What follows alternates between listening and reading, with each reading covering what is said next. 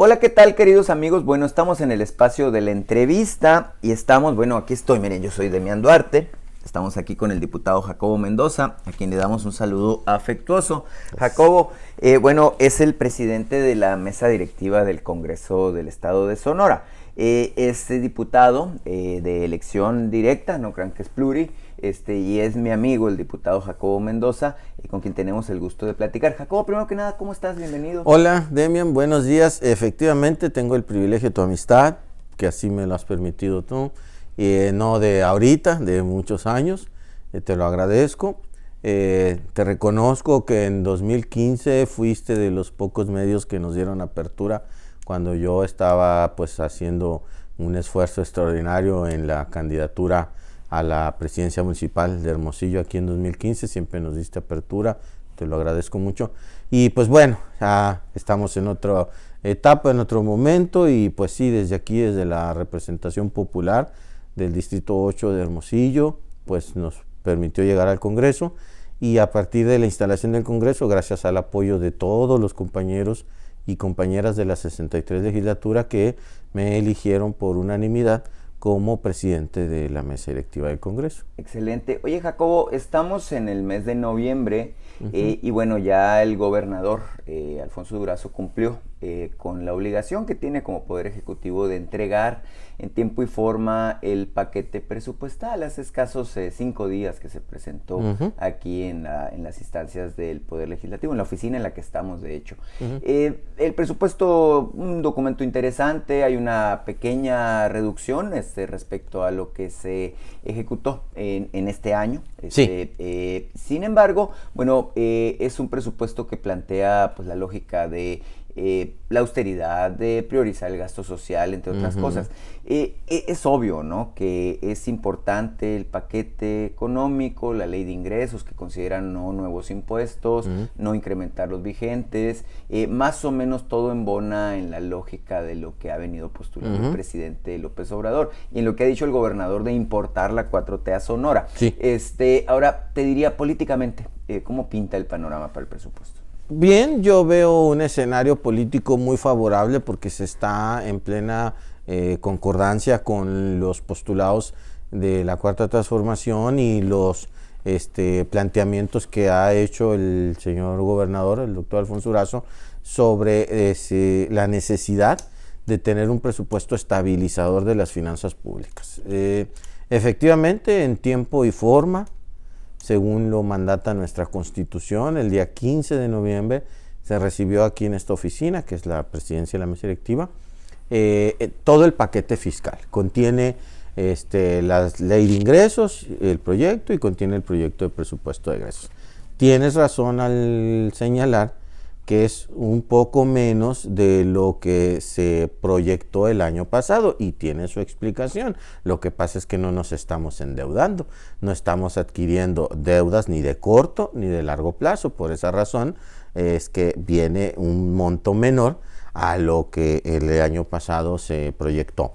Esto es en la misma ruta de la austeridad, del ahorro y de no endeudarnos más. Simple y llanamente por la razón de que ya no podemos seguir endeudándonos y seguir hipotecando el futuro de Sonora y de nuestros hijos. Fíjate nada más las condiciones en las que tenemos que aprobar, revisar y aprobar este presupuesto, ¿no? En un escenario muy complejo para las finanzas públicas del Estado, porque se recibió el Estado en quiebra, en bancarrota. Nuestra deuda está ya a punto de rebasar nuestra capacidad de pago. O sea, no hay gasto ya disponible más que el que ya se está destinando para el pago de la deuda.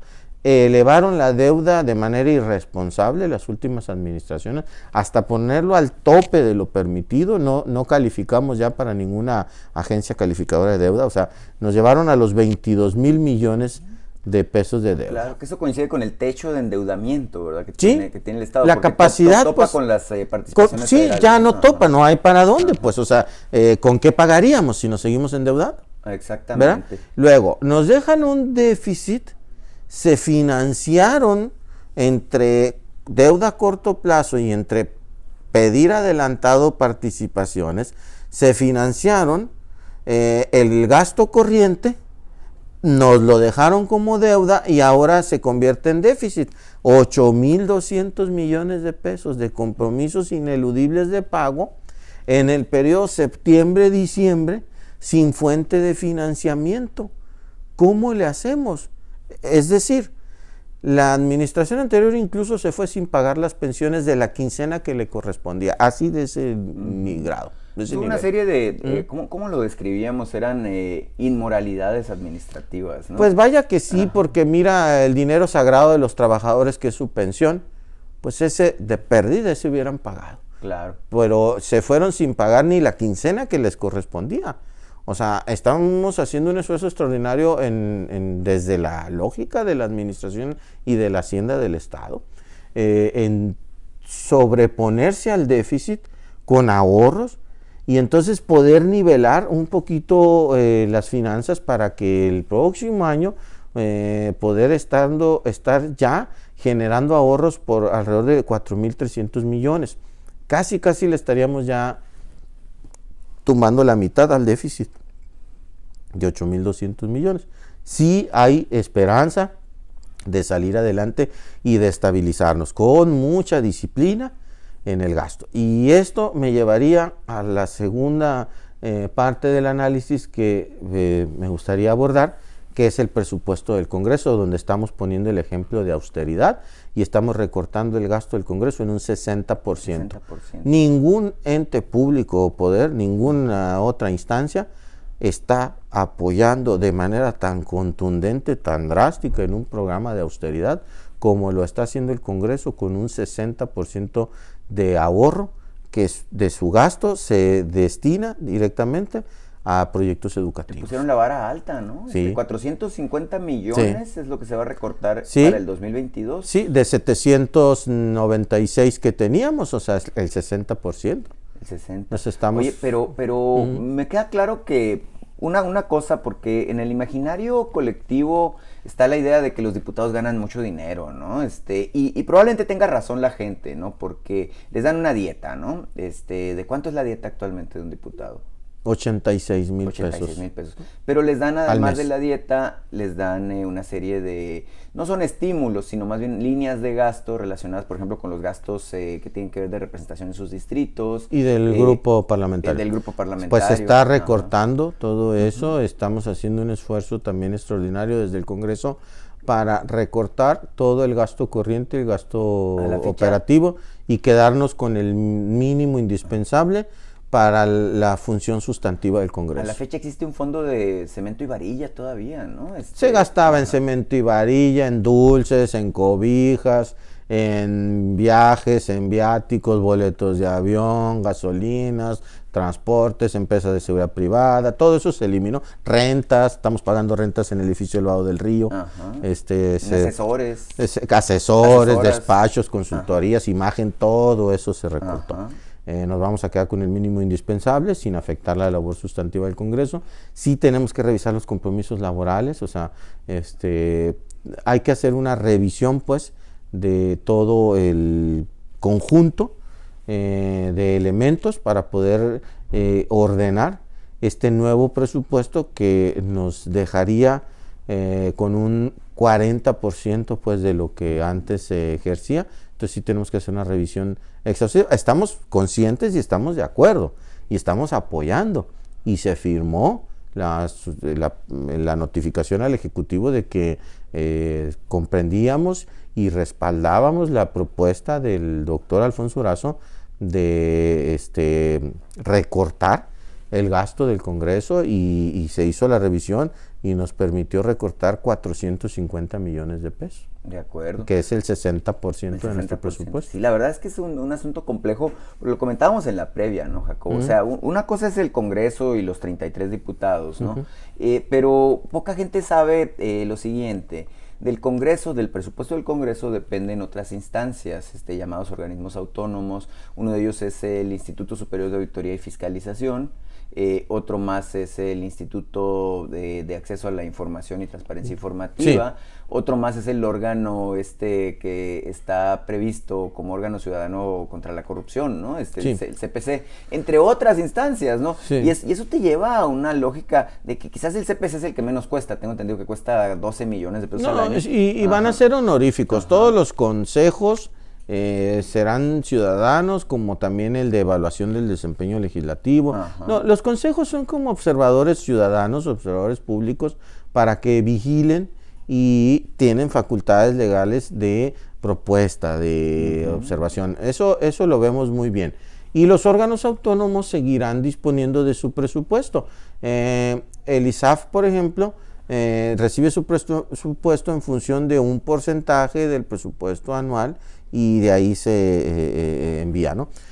Quizá la propuesta de fondo aquí podríamos revisar en otro momento sería recuperar la facultad de fiscalización y traernos al instituto el Congreso, ¿sí?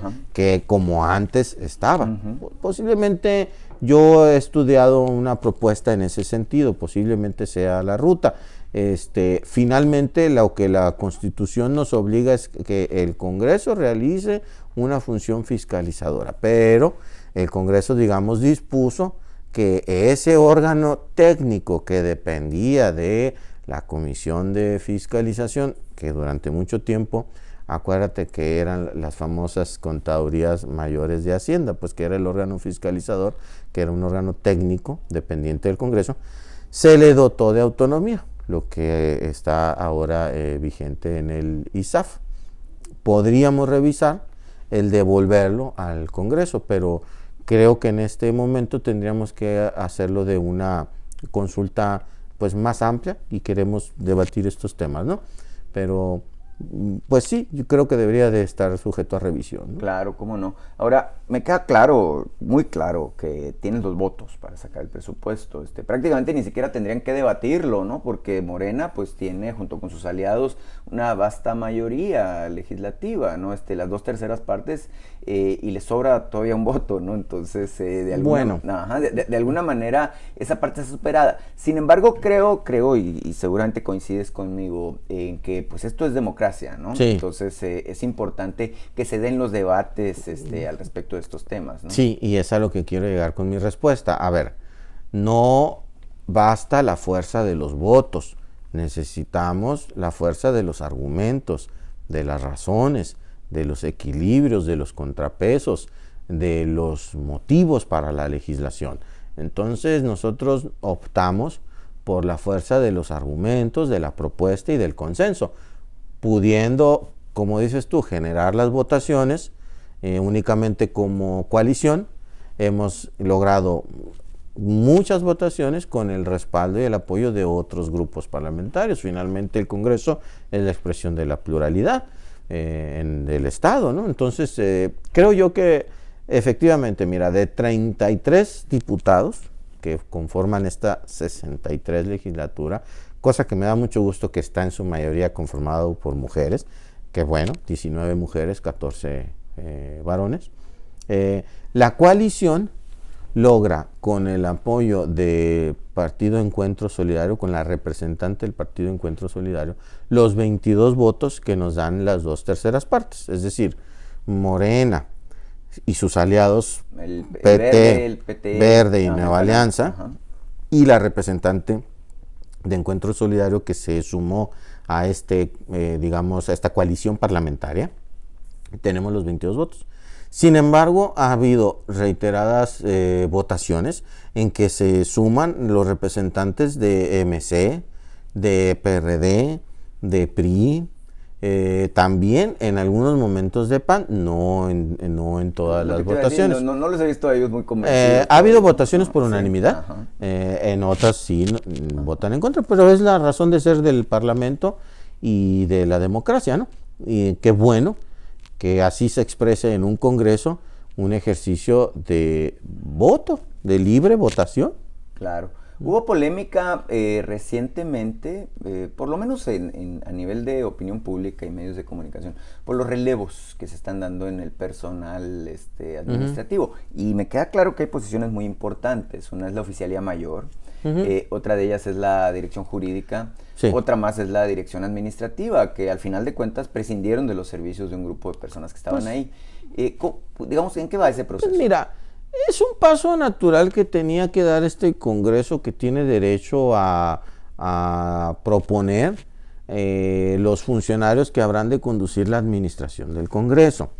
Este tema trae historia. Acuérdate que en las reformas de 2018, en las reformas constitucionales, sí, las reformas constitucionales que se impusieron, digamos, entre la elección de 2018 y previo a la entrada de la siguiente legislatura de mayoría de la coalición de Morena, en ese momento, digamos, aprovechando los últimos días que le quedaba a la 61 legislatura, la de hegemonía bipartidista, de PRI y de PAN, se apresuraron a votar y aprobar una serie de reformas constitucionales que verdaderamente alteraron el equilibrio entre poderes, que le arrebataron facultades históricas al Congreso.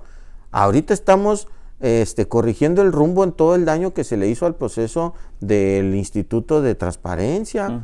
O sea, ya estamos acá, ya integramos la Comisión de Transparencia, venimos ahorita de ella, estabas tú presente. Que ya sacamos la convocatoria, vamos a nombrar a los comisionados, que estamos en falta. 3 años de retraso, 3 años con falta, con incumplimiento ante el pueblo, ante la sociedad, de no poder robar ese instituto, porque fueron de las muchas facultades que le arrebataron al Congreso, las pusieron en el ámbito de decisión del Ejecutivo. Y no solo eso, aparte de que le quitan la facultad al Congreso de una manera arbitraria, el Ejecutivo de la anterior administración no lo ejerce, o sea, arrebata el poder y no lo ejerce. ¿O querían dejar a los que están, no? Pues mira, tenían la facultad legal para nombrarlos, ¿qué caso tiene dejarlos? Y de todos modos es facultad era facultad de ellos imponerlos, ¿no? Claro. Entonces, entre muchas otras facultades como de presupuesto, de fiscalización, de ratificación de nombramientos, ahora también vuelvo al tema de los nombramientos, pero en esa sesión también se ratificó lo de los fiscales de delitos electorales y el anticorrupción. El anticorrupción se ratificó y el de delitos electorales no se ratificó. Pero estamos ejerciendo nuevamente una facultad histórica que nos habían arrebatado y que no teníamos, pues, como Congreso la fuerza para ratificar los nombramientos. Hoy ya la tenemos. Entonces, ahora hay que decir, el de corrupción ya había renunciado el que estaba, ¿no? Que renunció. Era Odrasir Espinosa. Pero ahora tenemos la facultad de ratificar el nombramiento. Y quedó Congreso. El sustituto, ¿no? Sí. Ajá. Lo importante en esto es la capacidad que recupera el Congreso y su fortaleza para equilibrar los poderes y para vigilar los nombramientos del Ejecutivo. Claro. Y el Ejecutivo del Estado, ahora el doctor Alfonso Durazo, ha sido tal su voluntad democrática que, no obstante, pudiéndose, digamos, beneficiar del estado de cosas constitucional anterior. Por la mayoría, claro. Claro, fue de los primeros en solicitar respetuosamente al Congreso que se abriera un espacio de discusión y de diálogo que volviera a restablecer las facultades constitucionales anteriores que no le benefician en un sentido pragmático, políticamente pragmático no le benefician. Pero él aceptó y pidió, pues, respetuosamente al Congreso que volviéramos al orden constitucional, como hoy lo hicimos, claro, que fue de las primeras decisiones que tomó esta legislatura.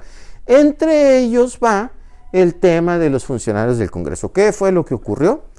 Que blindaron la estructura administrativa del Congreso en esas reformas autoritarias de 2018 y, digamos, que protegieron la estructura administrativa del Congreso en la Constitución, poniendo en la Constitución las figuras de los jefes administrativos del Congreso, desde el jefe de departamento.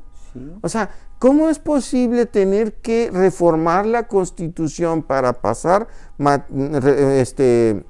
disposiciones en materia de la ley orgánica a la Constitución y poner ahí hasta los jefes de departamento para que no los muevan, pues, ¿no? Es que me queda claro a mí que ellos respondían al interés del Ejecutivo. Sí, ¿no? Hubo verdaderamente un abuso de la Constitución, hubo un exceso, o sea, simplemente la lógica fue esta, para hablar claro. Van a llegar los de Morena, traen la mayoría, nos pueden afectar nuestros intereses, vamos a reformar la Constitución a modo de que les vamos a amarrar las manos y no van a poder cambiar nada. Así fue de simple la tesis. ¿Y sabes qué es lo más triste? Que lo lograron. Así es. Pero todo tiene un límite y un tiempo. Ese disfrute de ese exceso de facultades constitucionales, pues les duró nomás el último trecho de su administración, porque inmediatamente llegando una legislatura y un proyecto de transformación, lo revertimos, vino la contrarreforma y volvimos al orden constitucional. Es interesante porque el PRI la apoyó la contrarreforma, ¿no? Bueno, son momentos diferentes, celebro que hayan apoyado, pues conscientes de la necesidad de devolver el estado de cosas del equilibrio de poderes. Y entre ellos, pues, viene la reforma constitucional para poder someter a la ratificación del Pleno a los nombramientos, ya con una nueva ley orgánica. Siguen acéfalos, ¿no? Sí, la Constitución ahí preveía un transitorio de 15 días, ya la próxima semana se van a abordar, que son los altos puestos directivos, pues de oficial mayor, directores generales y subdirectores. ¿El Congreso sigue funcionando? Sí, no, la base trabajadora sigue, no se están afectando derechos, la gente sigue de manera regular y ordinaria cumpliendo sus labores. Tú puedes ver, constatarlo, que el Congreso sigue funcionando. Claro. Oye, Jacobo, ahora citas la... Hay encargados de despacho, concluyo nomás con eso. Hay encargados de despacho. Oye, citas el tema de la ley orgánica y es que hay una serie de reformas, además del presupuesto, hay una serie de reformas que están en marcha, ¿no? Sí. Me queda claro, por ejemplo, que está por llegar la propuesta del Ejecutivo para integrar el sistema estatal de comunicación social, que el Ejecutivo necesita también hacer algunos ajustes en la ley orgánica, en la ley de gobierno, pues para integrar la estructura de gabinete que desea el gobernador Durazo. ¿Cómo van con eso? Es comprensible y yo creo que se debe de avanzar gradualmente. Mira, ¿qué es lo que creo que este Congreso ha considerado de cómo se puede ir, digamos, trabajando en esta lógica de colaboración entre poderes? Porque división de poderes no es confrontación entre poderes, es colaboración de poderes. Y esa tesis la estableció el barón de Montesquieu hace como 400 años, ¿no? En el libro de la división de poderes, ¿no? ¿Qué creo yo que se busca? Un orden y una aproximación sucesiva de eventos, ¿no? Lo primero, creo yo, lo primero que se tenía que dar era instalar la 63 legislatura. Después de eso, lograr los consensos para devolver el orden histórico de la Constitución a las facultades de las que ya hablamos. Después de eso, la ley orgánica y las comisiones al interior, luego la toma de protesta del doctor Durazo, luego la ratificación de los nombramientos acéfalos y luego el paquete presupuestal.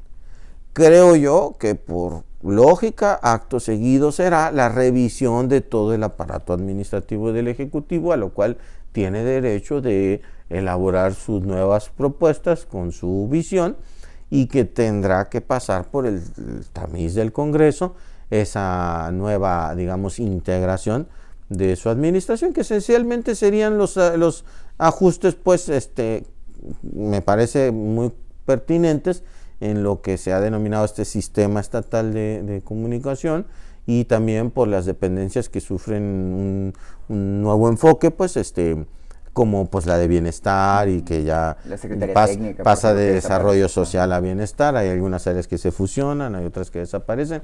O sea, habremos de revisar, pero es comprensible pues pasar por esa etapa en los eventos sucesivos que se presenten al Congreso. Perfectamente. Pues ya escucharon a Jacobo Mendoza, el Congreso del Estado de Sonora marcha y marcha bien. Has tenido buena mano, Jacobo, en este periodo que te ha correspondido encabezar el Poder Legislativo. Te queda por lo menos un mes y medio más, ¿verdad? Aquí al frente, sí. Pero a lo mejor te ratifican, ¿verdad? Para el próximo periodo ordinario. No, gracias pues por tus buenos deseos. Mira, la verdad ha sido una enorme distinción para mí y una enorme oportunidad y privilegio el presidir el Congreso en este inicio de la legislatura y de la nueva administración. Creo que todo sistema político pasa por el famoso periodo de los 100 días que establece el proyecto, que algunos le llaman el estilo personal de gobernar, o que establece las líneas generales de lo que será la administración, ¿no? Tanto para el Congreso como para el Ejecutivo es un periodo muy intenso de reordenamiento, ¿no? Y de proyección. ¿Qué estamos proyectando en el Congreso? Concluyo con esto, que es un Congreso que abre sus puertas. Están las sesiones reaperturadas al pueblo. Muy importante. La gente puede venir, sentarse, escuchar, ver lo que están haciendo sus legisladores. Está libre a la atención de los medios de comunicación, pueden venir a hacer su labor libremente, tú lo has constatado.